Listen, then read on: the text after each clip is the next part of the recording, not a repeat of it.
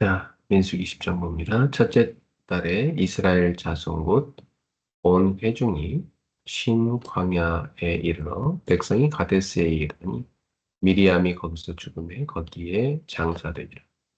회중이 물이 없으므로 모세와 아론에게로 모여드니라.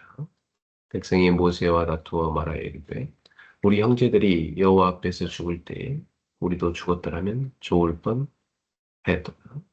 너희가 어찌 여호와의 회중을 이 광야로 인도하여 우리와 우리 짐승이 다 여기서 죽게 하느냐? 너희가 어찌하여 우리를 애굽에서 나오게 하여 이 나쁜 곳으로 인도하였느냐? 이곳에는 하종할 곳이 없고 무화과도 없고 포도도 없고 석류도 없고 마실 물도 없도다. 모세와 아론이 회중 앞을 떠나 흑암문에 이르러 엎드림에 여호와의 영광이 그들에게 나타나매 여호와께서 모세에게 말씀하시되 지팡이를 가지고 내 형 아론과 함께 회중을 모으고 그들의 목전에서 너희는 반석에게 명령하여 물을 내라. 네가 그 반석이 물을 내게 하여 회중과 그들의 짐승에게 마시게 할지니. 모세가 그 명령대로 여호와 앞에서 지팡이를 잡으니라. 모세와 아론이 회중을 그 반석 앞에 모으고 모세가 그들에게 이르되 반역한 너희여 들으라.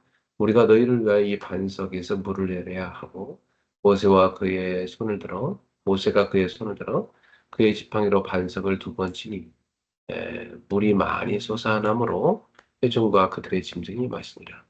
여호와께서 모세와 아론에게 이르시되 너희가 나를 믿지 아니하고 에, 이스라엘 자손의 목전에서 내 거룩함을 나타내지 아니하므로 너희는 이 회중을 내가 그들에게 준 땅으로 인도하여 드리지 못하리라 하시니라. 이스라엘 자손이 여호와와 다투었으므로 이를 무리바물이라 하니 무리바물이라 아니라 여호와께서 그들 중에서 그 거룩함을 나타내셨더라. 모세가 가데스에서 에돔 왕에게 사신을 보내매 이르되 당신의 형제 이스라엘의 말에 우리가 당한 모든 고난을 당신도 아시거니와 우리 조상들이 애굽으로 내려갔으므로 우리가 애굽에 오래 거주하였더니 애굽이 우리 조상들과 우리를 학대하였으므로 우리가 여호와께 부르짖었더니 우리 소리를 들으시고 천사를 보내사 우리를 애굽에서 인도하여 내셨나이다. 이제 우리가 당신의 변방 모퉁이 한 성읍 가데스에 있사오니 청하건대 우리에게 당신의 땅을 지나가게 하소서. 우리가 밭으로나 포도원으로 지나가지 아니하고 우물물도 마시지 아니하고 왕의 큰 길로만 지나가고 당신의 지경에서 나가기까지 왼쪽으로나 오른쪽으로나 치우치지 아니하리이다 한다고 하라 했더니 에돔 왕이 대답하되 너는 우리 가운데로 지나가지 못하리라 내가 칼을 들고 나아가 너를 대적할까 하노라. 이스라엘 자손이 이르되 우리가 큰 길로만 지나가겠고 우리나 우리 짐승이 당신의 물을 마시면 그 값을 낼 것이라. 우리가 도보로 지나갈 뿐인즉 아무 일도 없으리이다 하나. 그는 이르되 너는 지나가지 못하리라 하고 에도망이 많은 백성을 거느리고 나와서 강한 손으로 막으니 에도망이 이르되 에도망이 이같이 이스라엘이 그의 영토로 지나감을 용납하지 아니하므로 이스라엘이 그들에게서 돌이키니라. 이스라엘 자손 곧 온 회중이 가데스를 떠나 호르산에 이르렀더니 여호와께서 에돔 땅 변경 호르산에서 모세와 아론에게 말씀하시니라. 이르시되 아론은 그 조상들에게로 돌아가고 내가 이스라엘 자손에게 준 땅에는 들어가지 못하리니 이는 너희가 무리바 물에서 내 말을 거역한 까닭이니라. 너는 아론과 그의 아들 엘르아사를 데리고 호르산에 올라 아론은 옷을 벗겨 그의 아들 엘르아살에게 입히라. 아론은 거기서 죽어 그 조상에게로 돌아가리라. 모세가 여호와의 명령을 따라 그들과 함께 회중의 목전에서 호르산에 오르니라. 모세가 아론의 옷을 벗겨 그의 아들 엘르아살에게 입히매 아론이 그 산꼭대기에서 죽음이라. 모세와 엘르아살이 산에서 내려오니 온 회중 곧 이스라엘 온 족속이 아론이 죽은 것을 보고 그를 위하여 30일 동안 애곡하였더라. 아멘. 네, 모세의 누이 미리암과 형 아론이 주는 마지막 모습입니다. 그리고 무리바 반석 위에서 물을 반석을 쪽에서 물을 내는 기적을 마시고 있죠. 자, 그러나 그 반석 앞에 하나님 사람이 있지. 그걸 칠하지 않았는데 그걸 칠하여서 하나님의 거룩함을 가리우게 된 이 아론과 모세의 잘못을 위해서 하나님께서 부르시는 장면이죠. 자, 그리고 이제 아론의 옷을 벗겨 그 아들에게 입혀서 세대 교체가 이루어지는 모습입니다. 이제부터는 이제 계속해서 세대 교체의 모습이 나오게 될 겁니다. 자, 오늘은 어제 수예배 말씀 다시 한번 우리 텍스트로 같이 읽으면서 말씀을 묵상하도록 하겠습니다.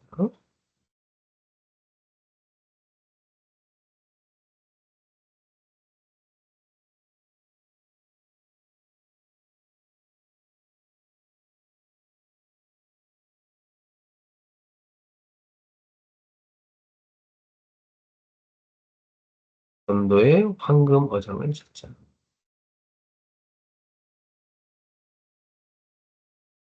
사도행전 16장 13절부터 15절입니다.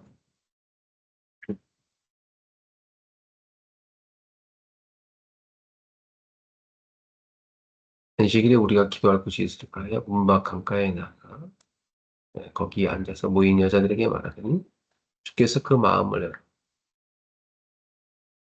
바울의 말을 따르게 하시네. 그럽니다. 이번 주 우리가 꼭 붙잡아야 할 응답의 흐름이 있죠. 바로 하나님은 우리에게 말씀을 주시고 그 말씀이 흘러가는 예, 흐름을 따라 응답하시죠.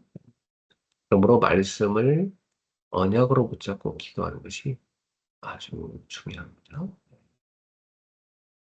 기도도 마찬가지죠. 기도는 막연한 것이 아닙니다. 하나님께서 주신 약속을 붙잡고 기도하는 것이죠.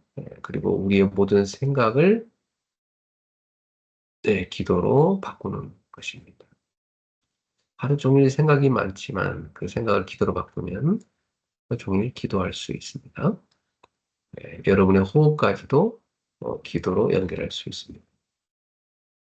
이렇게 24시간 응답의 흐름 속에 거하면, 거하면서 이번 주에는 전도의 황금어장을 찾자는 말씀을 우리가 붙잡아야 되겠습니다.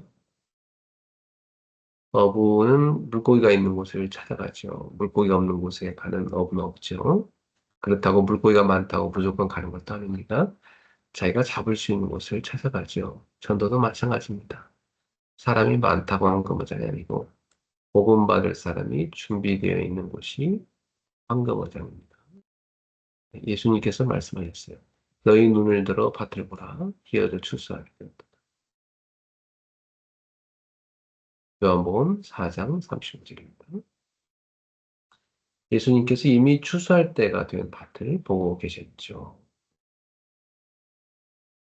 문제는 밭이 없는 것이 아니죠. 우리가 밭을 보지 못하는 것이 문제죠. 사도행전 16장에서 바울은 빌립보에 들어가 먼저 기도할 곳부터 찾았습니다. 회당이 없었어요, 그치? 그래서 강가로 가게 됐죠. 그곳에서 기도하던 여자들을 만났고 그 가운데 루디아를 만나게 되고 주께서 루디아의 마음을 여셨죠. 루디아가 복음을 받고 그의 집이 복음화되고 결국 빌립보 교회가 세워졌어요. 그러므로 우리는 세 가지를 기억해야 합니다. 첫 번째, 황금어장은 하나님께서 준비해 놓으신다는 거죠. 그래서 우리가 강조한 우리가 전도한다고 생각하지만 사실은 하나님께서 전도자가 가기 전에 사람을 준비하시는 것이죠. 바울이 빌립보에 갔을 때 루디아가 이미 준비되어 있었죠. 그러므로 이렇게 기도해야 됩니다. 하나님, 오늘 제가 누구를 만나야 합니까? 제가 가는 곳에 하나님께서 준비하신 사람이 누굽니까? 하나님께서 준비하신, 하나님께서는 사람을 준비하시죠. 하나님께서는 현장도 준비하십니다. 바울은 기도할 곳이 어딜까? 이것부터 찾았죠. 기도할 곳부터 찾았습니다. 그것이 중요하죠. 우리가 어디를 가든지 성령의 인도를 먼저 받아요. 기도해야겠다는 것이 첫 번째죠. 이것이 3캠프의 첫 번째 기쁨. 기도하면서 성령 인도를 받는 거죠. 그러면서 하나님께서 사건을 통해서 또 문제를 통해서 만남을 통해서 우리를 인도해 가십니다.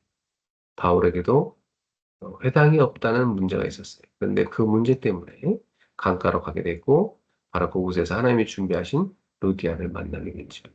문제가 전도의 문을 여는 이 하나님의 인도가 될 수 있습니다.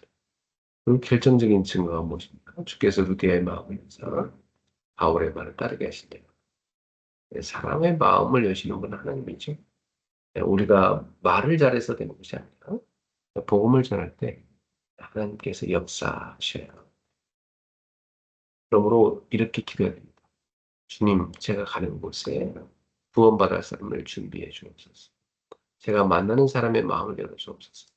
제가 하나님께서 예비하신 사람을 주옵소서. 어? 두 번째, 황금어장은 영적인 눈으로 분석해야 됩니다. 황금어장은 아무 곳에나 있는 것이 아니죠. 단순히 사람이 많은 곳을 찾는 것이 아니라 영적으로 갈급한 사람들이 있는 곳을 찾는 것입니다. 루디아가 바로 그런 사람이었죠. 그는 이방인이었지만 하나님을 찾고 있었어요. 회당이 없었기 때문에 바울은 강가에 모여 기도하고 있는 사람들을 찾게 됐죠. 루디아는 강가에 모여 기도하고 있었어요. 이 갈급한 사람들은 강가에 모여 기도하고 있었어요. 바로 하나님을 찾는 마음이 이미 준비되어 있는 사람입니다. 그래서 바울이 복음을 전했을 때 주께서 그 마음을 여셨던 겁니다. 이런 사람이 바로 이런 현장이 바로 강가 같은 곳이 바로 황금어장이죠. 오늘도 하나님을 찾는 사람들이 있어요. 교회를 다니지만 복음의 답을 모르면서 성공했지만 마음이 공허한 사람. 문제 때문에 하나님을 찾는 사람. 자녀와 미래 때문에 기도하는 사람이죠. 인생의 의미를 찾는 사람입니다. 내가 찾던 하나님이 바로 이분이었군요. 라고 고백할 사람입니다.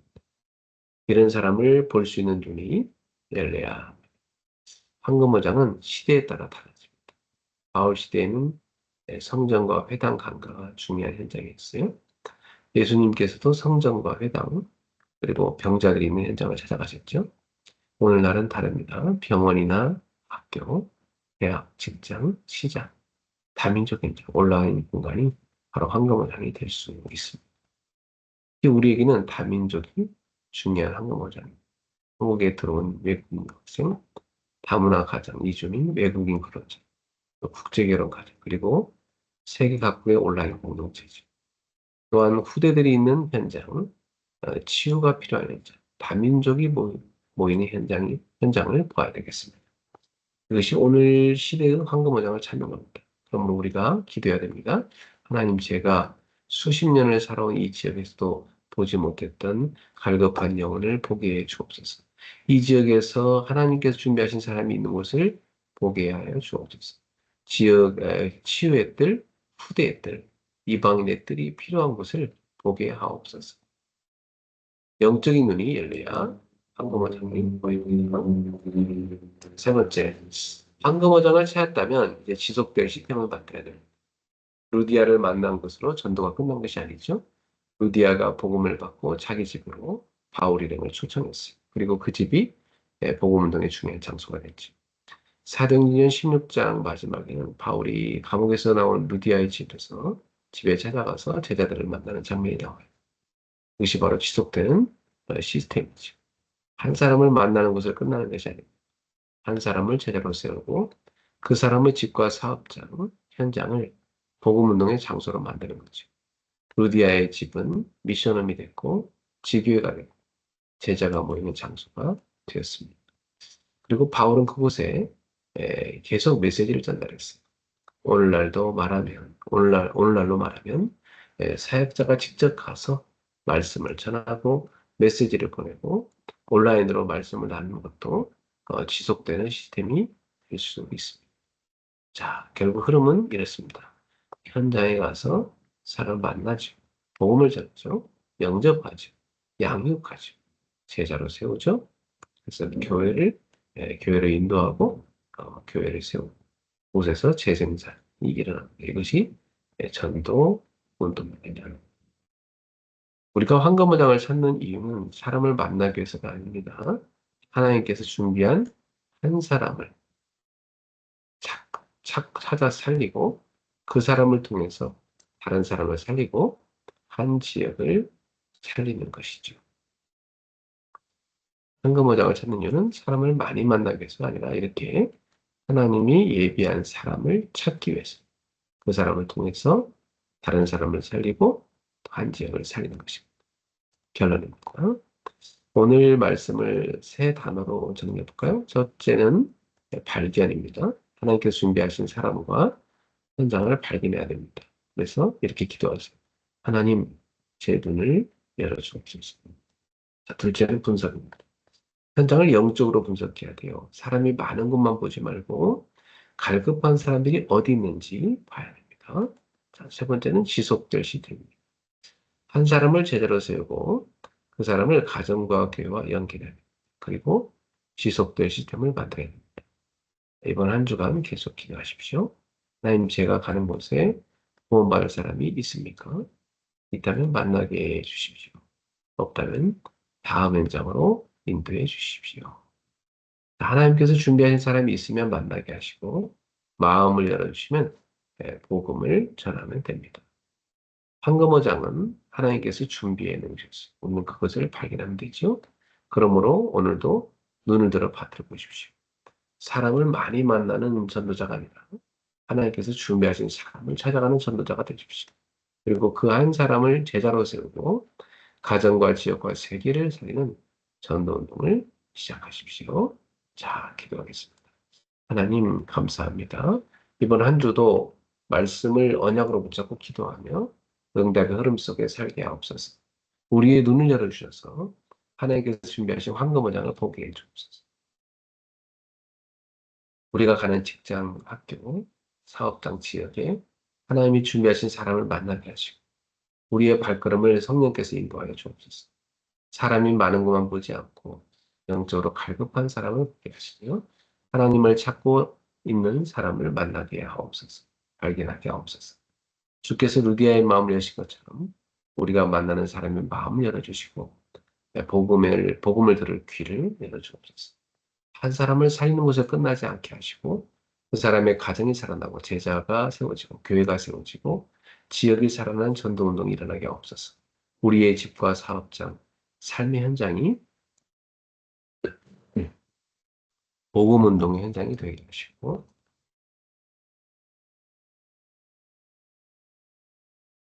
서울과 한국, 세계 237 나라의 황금어장을 발견하게 하옵소서. 이번 주에도 성령인도, 성령의 역사, 성령의 열매를 누리는 세 가지 캠프를 살게 하옵소서. 예수 그리스도의 이름으로. 오늘의 성과 암송은 마가복음 10장 40절입니다.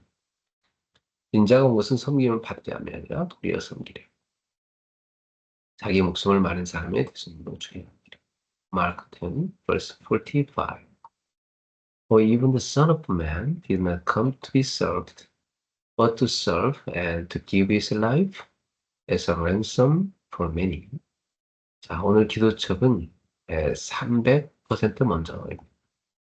창세기 45장,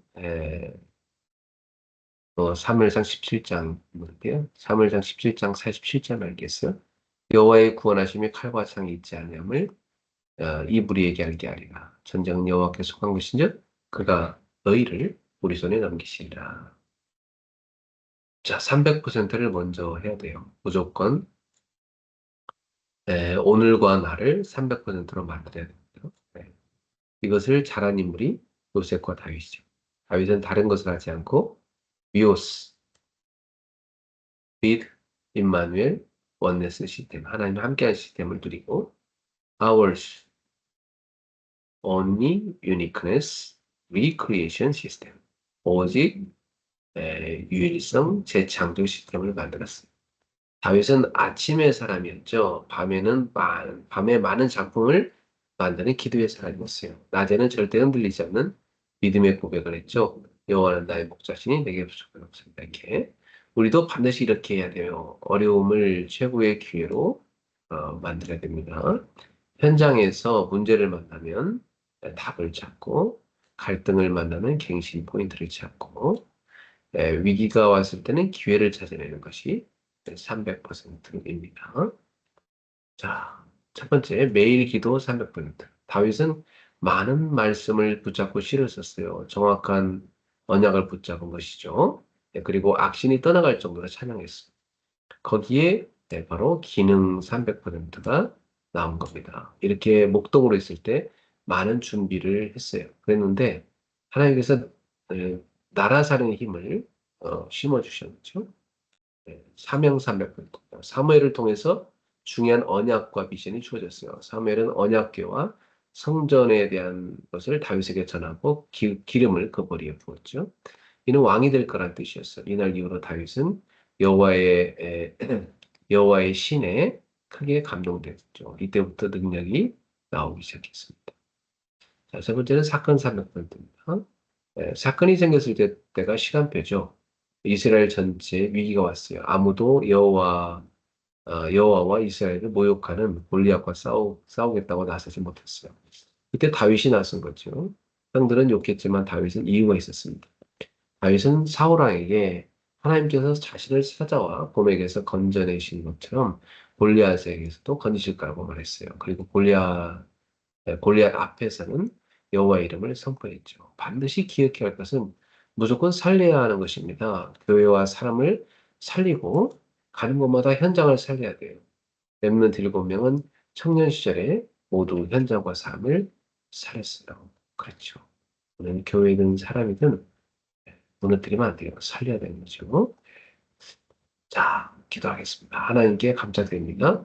우리 교회 살릴 청년들을 부르신 하나님께 그 영광을 돌립니다. 반드시 현장을 살릴 우리 청년들을 부르신 하나님께 감사드립니다.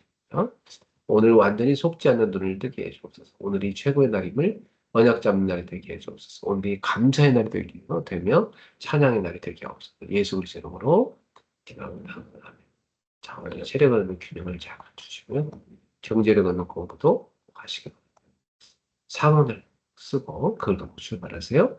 자, 오늘도 서밋클럽 주님과 함께 승리하는 날 되기를 주님의 이름으로 축복합니다.